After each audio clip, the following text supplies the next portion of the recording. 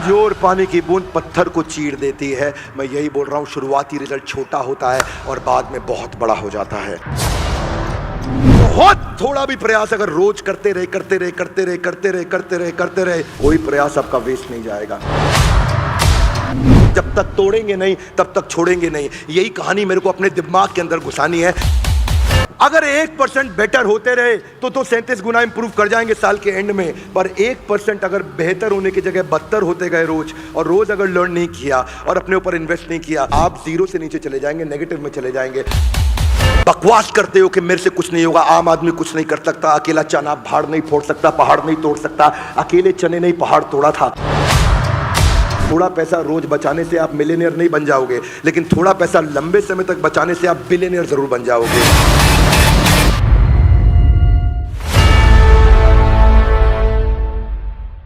आप सबका बहुत बहुत स्वागत है। आज का एपिसोड है दूसरे अध्याय का 40वां श्लोक। पिछले एपिसोड में हमने समझा कि भगवान कृष्ण ने अर्जुन को इंस्पायर किया कि कैसे तुम्हारी बेइज्जती के कारण तुम बर्बाद हो सकते हो। यह एपिसोड उन सब के लिए बहुत काम का है जो अब कृष्ण बताएंगे। इस एपिसोड में कृष्ण चर्चा करने वाले हैं कि कैसे अगर आप बहुत छोटी पोजीशन पे खड़े हैं, कोई सफलता जिंदगी में नहीं मिली, तो आज क्या करना है। जानना चाहेंगे? एक गाइस एवरीबॉडी लाउड, जानना चाहेंगे? अगर आप जिंदगी में बहुत पीछे खड़े हैं और आपसे लोग दुनिया बहुत आगे निकल चुकी है, तो अब आपको इस समय क्या करना चाहिए, शुरुआत कैसे करनी चाहिए, स्टार्ट कैसे करना चाहिए। दूसरे अध्याय का 40वां श्लोक, नेहा विक्रम नाशो अस्ति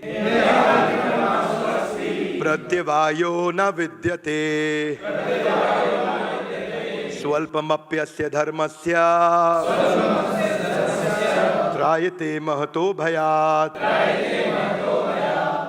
बहुत सुंदर अनुवाद व तात्पर्य एसी भक्तिवेदांत स्वामी श्रील प्रभुपाद जी के द्वारा। श्रील प्रभुपाद की जय। हाथ आगे लाइए। अर्जुन शुरू करो। क्योंकि इस प्रयास में हानि नहीं होती है, अपितु इस पथ पर की गई अल्प प्रगति भी महान भय से आगे चल के रक्षा करेगी। क्या मेरी बात समझ आ रही है? Yes. अंग्रेजी में क्या कहा है? In this endeavour there is no loss or diminution and a little advancement and a little advancement on this path can protect one from the most dangerous type of fear. सुनिएगा जरा बात को। न इहा नहीं होगा, अभिक्रम जो प्रयास कर रहा है, नाशवस्ति उसका नाश नहीं होगा कभी भी। जितना प्रयास किया है वो प्रोटेक्ट होता है। हाथ आगे लाइए। जितना प्रयास किया है वो जीरो नहीं होता। आपके फेलियर का मतलब जीरो नहीं हुआ, क्योंकि वो अक्यूमुलेट हो रहा होता है। वो जीरो तब होता है जब कंसिस्टेंसी समाप्त होती है। सुनना मेरी बात को ध्यान से। न इहा अभिक्रम नाशो अस्ति उसका नाश नहीं होगा। किसका? प्रत्यवायो न विद्यते स्वल्पमप्यस्य धर्मस्य जिसने थोड़ा सा भी काम चालू कर दिया, त्रायते हाथ आगे लाइए, तार देंगे, महतो भयात हाथ आगे लाइए, महान। महतो मतलब महान, भय मतलब फियर। महान भय से भी उसकी रक्षा हो जाएगी। किसकी रक्षा होगी? उस व्यक्ति की जो छोटी छोटी शुरुआत के साथ अक्यूमुलेटेड रिजल्ट्स को बड़ा करता है। क्या मेरी बात समझ आ रही है? Loudly yes no. भगवान अर्जुन को समझा रहे हैं कि लगातार प्रयास करने में कोई हानि नहीं है, और इसमें थोड़ी थोड़ी उन्नति आपको सबसे भयानक भय से बचा सकती है। पिछली बारी भयानक भय क्या बताया? अकीर्ति चापी भूतानी। अकीर्ति, जब आपकी कीर्ति छिन जाएगी आप बर्बाद हो जाओगे। So start from where you are. Consistency is the key to success. निरंतर प्रयास करना। हाँ हाथ आगे लाइए। भाई साहब मैं जीरो पे नहीं हूं, मैं माइनस में हूं, क्या करूं? हाँ, consistency in progression will get you out of depression. One more time, come on. Consistency, हाथ आगे लाइए ऐसा। Consistency in progression, ऊपर जाने में, will get you out of recession and depression. One more time, come on. हाथ आगे लाइए। Consistency in progression will get you out of recession and depression. क्योंकि आज हम क्या चर्चा कर रहे हैं? गीता इन। जब जंगल में आग लगी तो चिड़िया भी था, कौवा भी था। चिड़िया नदी से उस आग को बुझाने के लिए एक एक बूंद पानी लेकर के आ रही थी, और कौवा वहां बैठ के हंस रहा था। कौवे ने बोला, तेरी ये एक बूंद पानी डालने से जंगल की आग बुझने नहीं वाली। तो चिड़िया ने क्या जवाब दिया? इतिहास में जब भी चर्चा की जाएगी, मेरा नाम आग बुझाने वालों में होगा और तेरा नाम तमाशा देखने वालों में होगा। प्रत्यवायो न विद्यते। ऐसे व्यक्ति का नाश नहीं होता जो लगातार कंसिस्टेंट। जानते हैं क्या फर्क है लेजेंडरी लोगों में और एवरेज लोगों में? क्या फर्क है? क्या फर्क है? कोई फर्क नहीं है, केवल कंसिस्टेंसी गोल स्टेटमेंट के प्रति उसी का फर्क है। आज भी तो उस गिलहरी की बात होती है ना, जिसने चट्टान को मजबूत बनाने में, जिसने पुल को मजबूत बनाने में छोटे छोटे कंकड़ डाले। और भगवान राम ने हनुमान को क्या समझाया? तुम्हारी चट्टानों के बीच में जो गैप रह जाता है ना, उस गैप को गिलहरी के छोटे छोटे कंकड़ जाके जोड़ देती है, जिसके कारण ये पुल मजबूत होता है। तुम्हारे कॉर्पोरेट वर्ल्ड के अंदर भी जो बड़े बड़े सीईओ जाके बैठ के डिसीजन लेते हैं, उनको इंप्लीमेंट करने के लिए नीचे छोटे छोटे एग्जीक्यूटिव जो छोटा छोटा सपोर्ट करते हैं ना, वो बड़ी कंपनी के बनाई हुई बड़ी स्ट्रैटेजी को उसी पुल की तरह सपोर्ट करके मजबूत बनाने में मदद करते हैं। इसलिए छोटे आदमी का कोई छोटा प्रयास नहीं होता, हर प्रयास हमारे को कामयाबी की तरफ लेकर के जाता है। स्वल्पमप्यस्य धर्मस्य त्रायते महतो भयात्। तो छोटे छोटे कंकड़ भी जिस कारण पुल सेतु को मजबूत बनाते हैं, उसकी बात कृष्ण ने करी यहां पे। आप जानते हैं वर्ल्ड ट्रेड सेंटर पे अटैक किसने किया था? ओसामा बिन लादेन ने। यस, क्या हुआ? ओसामा बिन लादेन अमेरिका में रहता था। Loudly yes no? अमेरिका में रहता था। Yes no? कहां रहता था ओसामा बिन लादेन?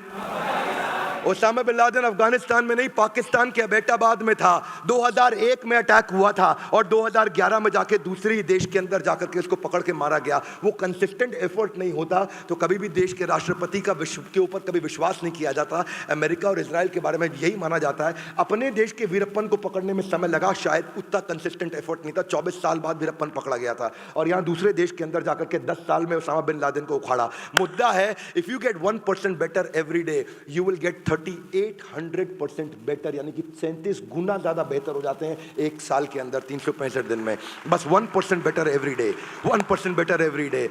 स्वल्पमप्यस्य धर्मस्य सुअल्प, थोड़ा सा प्रयास। अल्प भी कृष्ण अल्पमप्यस्य भी बोल सकते थे। अद्भुत बात देखो, कृष्ण ने अल्पमप्यस्य भी नहीं बोला, सुअल्पमप्यस्य, यानी कि थोड़ा भी नहीं, बहुत थोड़ा भी प्रयास अगर रोज करते रहे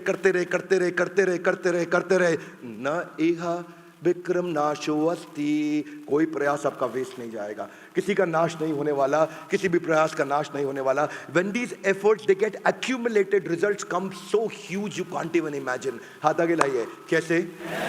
क्योंकि शुरुआती रिजल्ट छोटा होता है। Little louder everybody guys, come on। शुरुआती result, one more time everybody, शुरुआती रिजल्ट दोनों दिशा में, ऊपर जाने, बेहतर होने में और बदतर होने में शुरुआती रिजल्ट छोटा होता है। शुरू में अपनी पत्नी को इग्नोर करोगे, वो आपको माफ कर देंगे, पर लगातार इग्नोर करते रहोगे, रिजल्ट बहुत बड़ा हो जाएगा। Are you with me? ये दोनों तरफ होता है। शुरू में ज्यादा खाना खाओ, कोई फर्क नहीं पड़ता, पर अगर बहुत दिन तक ज्यादा खाना खाते रहे और गलत खाना खाते रहे, रिजल्ट एकदम बदल जाएगा। हाथ आगे लाइए। शुरुआती रिजल्ट छोटा होता है। One more time, come on। शुरुआती रिजल्ट अगर 1% बेटर होते रहे तो 37 गुना इंप्रूव कर जाएंगे साल के एंड में, पर 1% अगर बेहतर होने की जगह बदतर होते गए रोज, और रोज अगर लर्न नहीं किया और अपने ऊपर इन्वेस्ट नहीं किया, जमाने के आगे बढ़ने की स्पीड बहुत तेज है, आप जीरो से नीचे चले जाएंगे, नेगेटिव में चले जाएंगे। मेरी बात सुनो, थोड़ा पैसा रोज बचाने से आप मिलियनियर नहीं बन जाओगे, लेकिन थोड़ा पैसा लंबे समय तक बचाने से आप बिलियनियर जरूर बन जाओगे। मेरी बात सुनिए, 3 दिन जिम में जाकर के आप आर्नोल्ड नहीं बन जाओगे, पर लगातार जिम में जाते रहोगे तो हो सकता है आप मिस्टर ओलंपिया भी बन जाओ, मिस्टर वर्ल्ड भी बन जाओ। मैं यही कह रहा हूं कि 3 दिन अगर फ्रेंच सीखोगे तो फ्रेंच बोलने नहीं लग जाओगे, पर लगातार जब फ्रेंच सीखते रहोगे, क्योंकि शुरुआती रिजल्ट छोटा होता है। One more time, come on. शुरुआती रिजल्ट, कृष्ण ने ऐसे ऐसे प्रिंसिपल्स बताए। सुअल्पमप्यस्य, इतना इतना भी प्रयास करते रहोगे अर्जुन, तुम महान भय से तुम्हारी रक्षा हो जाएगी। और महान भय पीछे के 3 श्लोकों की अभी हमने चर्चा करी पिछले एपिसोड में कि वो महान भय क्या है। लॉस एंजलिस से न्यूयॉर्क जाते वक्त अगर 180 डिग्री नहीं, 145 डिग्री नहीं, 90 डिग्री नहीं, 75 डिग्री नहीं, 45 डिग्री नहीं, 15 डिग्री नहीं, 5 डिग्री नहीं, अगर केवल 3.5 डिग्री साउथ कर देना अगर उसको प्लेन को, तो वो भाई हवाई जहाज लॉस एंजलिस से न्यूयॉर्क उतरने की जगह वो वॉशिंगटन डीसी उतर जाएगा। शुरुआत में 3.5 डिग्री इतना हुआ, इतना इतना, बोला इधर देख रहा है जहाज, इतना सा इधर देखा, पता भी नहीं चलेगा 3.5 डिग्री क्या होता है। ये ऐसे जहाज जाना था, ऐसे जाने की जगह हल्का सा ऐसे जा रहा है बस। अब ये सीधा है कि ये सीधा, आपको पता भी नहीं चलेगा। 3.5 डिग्री इतना ही है, लेकिन वही 3.5 डिग्री बढ़ बढ़ के वो जहाज एग्जैक्टली न्यूयॉर्क उतरने की जगह वॉशिंगटन डीसी उतर जाएगा। मैं ये बोल रहा हूं, शुरुआती result. Everybody louder guys, come on Delhi, louder. शुरुआती रिजल्ट। आपकी नेटवर्थ क्या है? आपकी नेटवर्थ आपकी फाइनेंशियल हैबिट्स का आउटकम है। आपकी फिजिकल फिटनेस क्या है? आपकी फिजिकल फिटनेस आपकी ईटिंग हैबिट्स का रिजल्ट है। आपकी इस समय आपका विजडम, आपकी नॉलेज, आपकी जो लर्निंग हैबिट्स का आउटकम है। आज आपकी नॉलेज कौन सी हैबिट्स लेकर के आते हैं, बिल्ड करते हैं, वो डिसाइड करेगा आगे क्या होने वाले हैं। कैलाश सत्यार्थी हमारे देश का, उनको कोई नहीं जानता था। आज पद्मश्री, पद्म भूषण, पद्म विभूषण की बात नहीं कर रहा हूं, आज भारत रत्न की बात नहीं कर रहा हूं। कैलाश सत्यार्थी को नोबेल पीस प्राइज मिला। L6 कालका जी, यहीं साउथ दिल्ली में उनका छोटा सा ऑफिस हुआ करता था।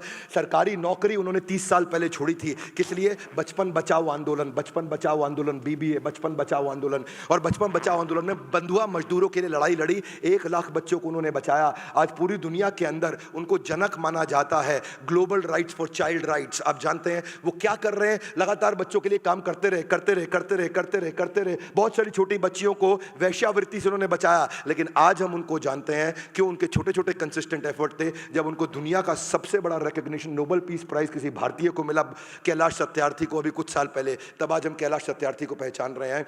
यही आदमी जब छोटा शुरू करता है ना, उसको लगता है मैं वहां नहीं पहुंच पाऊंगा। और वही आम आदमी के लिए श्लोक बोला है। कई बार आदमी सोचता है कि भगवद गीता अर्जुन के लिए बोली गई थी। एवरीबॉडी, भगवद गीता किसके लिए बोली गई थी? ना लाउडर, कम ऑन, किसके लिए बोली गई थी? भगवद गीता मेरे लिए बोली गई थी। जैसे ही ये बात समझ में आती है तो समझ में आता है कृष्ण ने मुझे बोला है।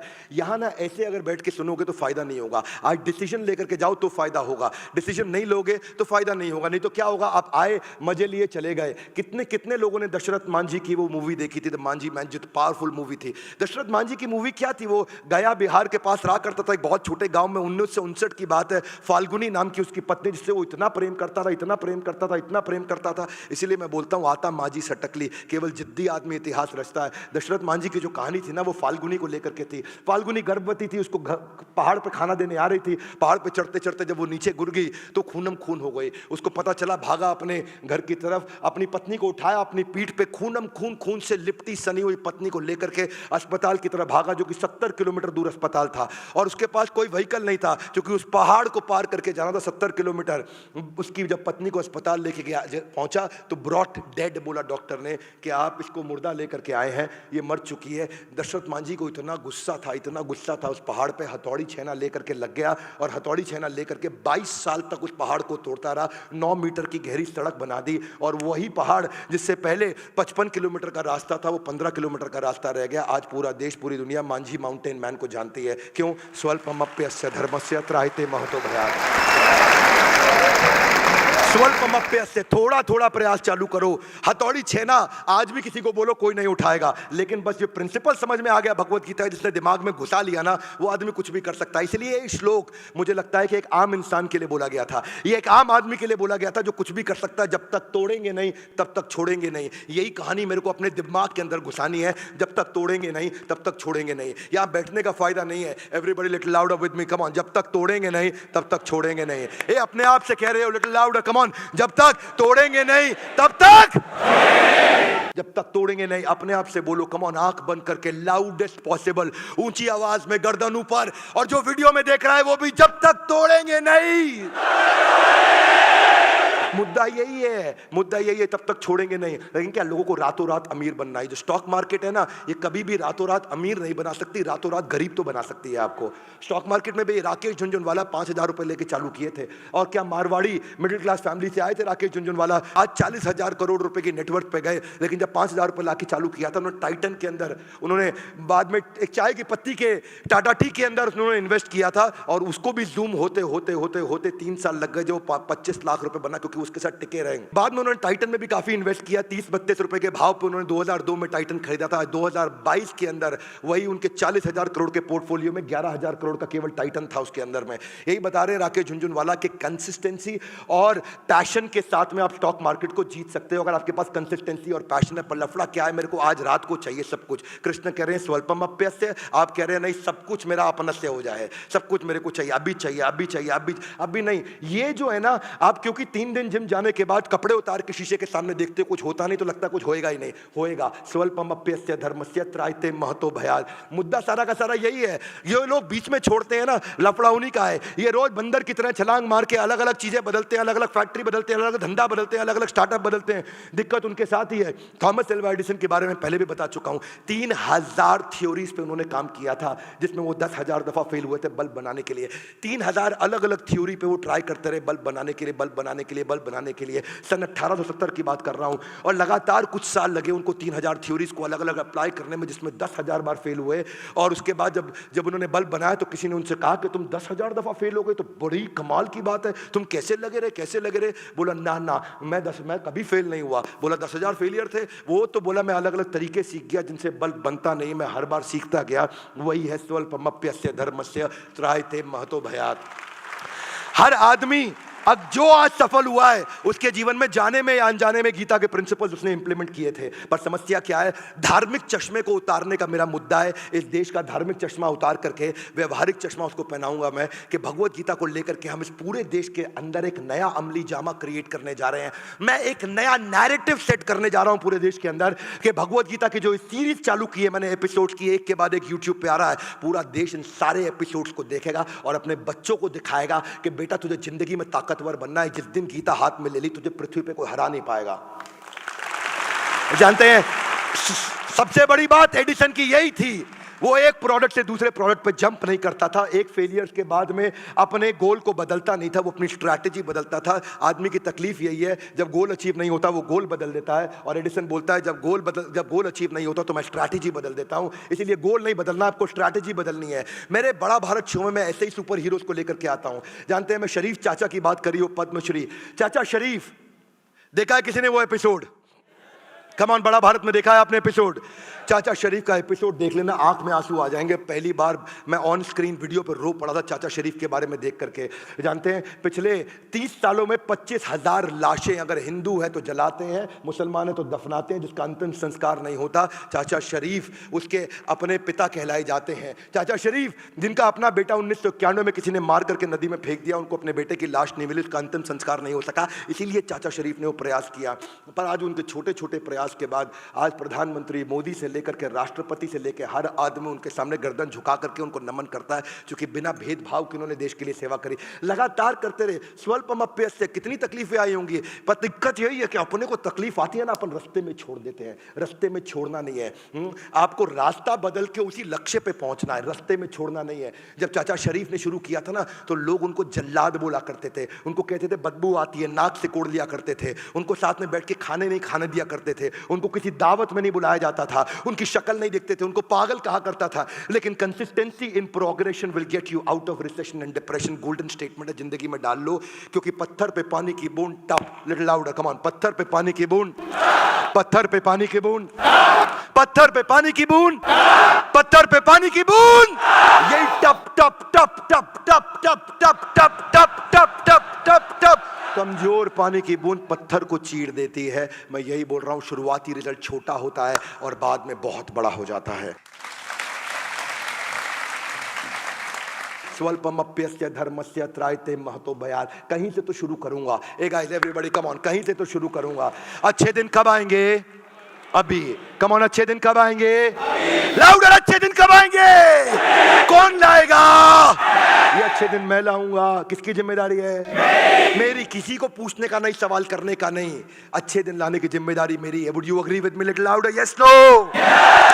15 साल का बच्चा जिसके जिंदगी में कितने सपने होते हैं, आनंद आर्नोल्ड, उसका नाम आर्नोल्ड श्वार्ज़नेगर का कॉपी नहीं है, वो क्रिश्चियन है, उसका खुद का ही नाम, उसका सरनेम था आर्नोल्ड, आनंद उसका अपना घर का नाम। और वही लड़का आगे चल के जो इमोबाइल था, चल नहीं सकता था, जिसको अपना शौच क्रिया करने में, यानी कि शौच क्रिया समझते हैं ना, बाथरूम जाने में तकलीफ होती थी, बिस्तरे से जो उतर नहीं सकता, जो बिस्तरे से जो खड़ा नहीं हो सकता, ऐसा बच्चा, उसने अपने दोस्त को बोला एक मेरी बात सुन, घर बैठा रहूंगा तो बर्बाद हो जाऊंगा, इतना इतना शुरू करूंगा। स्वल्पमप्य यस्य धर्मस्य, इतना इतना शुरू करूंगा, इतना इतना शुरू करते करते वो धीरे धीरे शुरुआती रिजल्ट बड़ा होता चला गया, इतना बड़ा होता चला गया कि वो जिम जाने लगा, और जिम जाने लगा, दिन जिम के अंदर 3 घंटा सुबह, 3 घंटा शाम को, और रिजल्ट बड़ा हो गया। उसने मिस्टर पंजाब बन गया। मिस्टर पंजाब के बाद वही लड़का जो व्हील चेयर पर था मिस्टर इंडिया बन गया, और लोगों ने कहा किसी काम का नहीं, उसने कैंसर को हराया, दुनिया का मुंह बंद कराया। वही भारत का आर्नोल्ड, उसकी स्टोरी अगर आर्नोल्ड श्वार्ज़नेगर भी सुने तो वो कांप जाए, इतना आसान नहीं होता। भाई साहब, मैं और आप चल सकते हैं तो जिम नहीं जाते।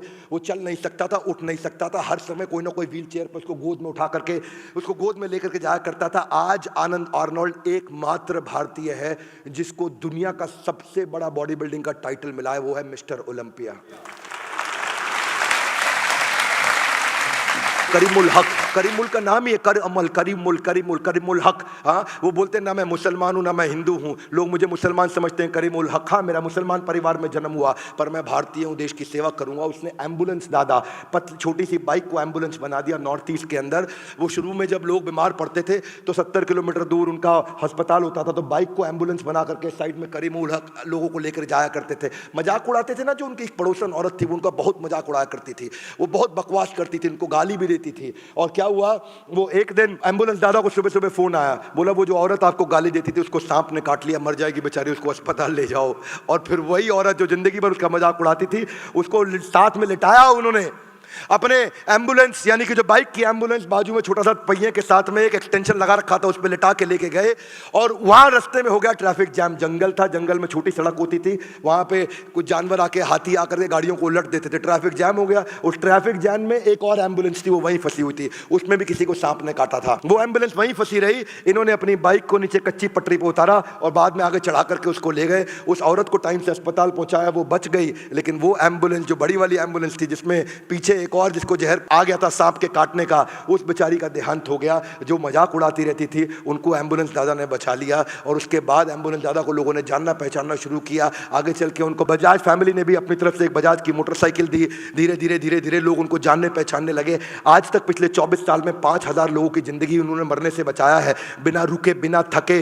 लोग उनका मजाक उड़ाते थे, वो लोगों की जिंदगी बढ़ाते थे।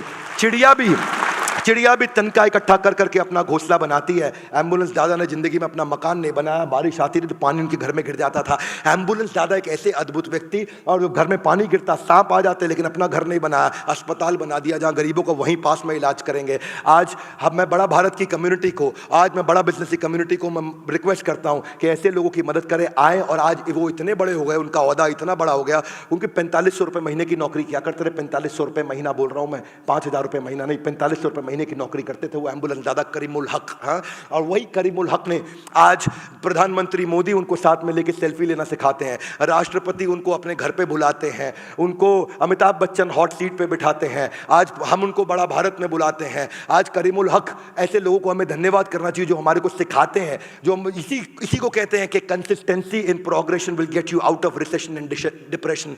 नेहा विक्रम नाशुवस्ती, कभी नाश नहीं हो सकता ऐसे व्यक्ति का। दिक्कत नाश उसी का होगा जो चालू नहीं कर रहा है। One more time, come on, नाश उसी का होगा जो। आज मुझे शुरुआत करनी है, यहां बैठ के निर्णय लेकर के जाना, यहां जो वीडियो देख रहा है वो निर्णय लेकर के जाना, डिसीजन लेना है। हाँ, क्योंकि अच्छे दिन कब आएंगे? लाउड, कम ऑन, अच्छे दिन कब आएंगे? कौन लाएगा? यही भगवत गीता आपके जीवन में अच्छे दिन लेकर के आएगी। और इसीलिए हमने शुरू किया है, कौन सा सीरीज है? Everybody give me your right hand out, Gita in, come on, Gita in.